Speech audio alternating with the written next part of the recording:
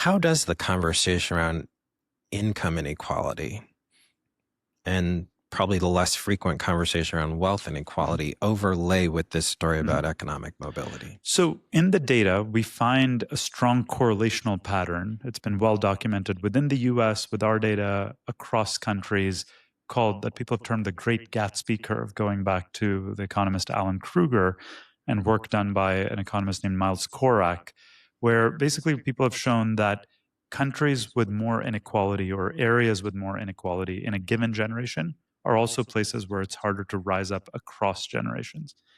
Now, why is that?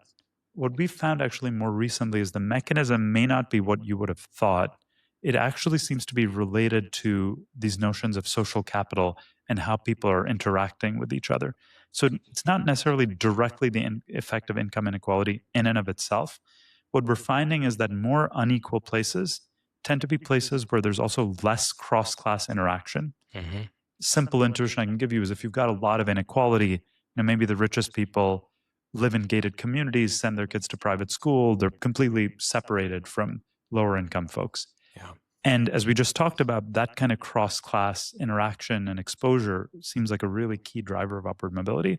So it turns out that's the key mediating factor through which income inequality ultimately affects upward mobility. We find that once you control for that degree of cross class interaction, actually there isn't much of a link between income inequality and upward mobility. But more unequal places have more disconnection in terms of interaction, which then leads to less social mobility.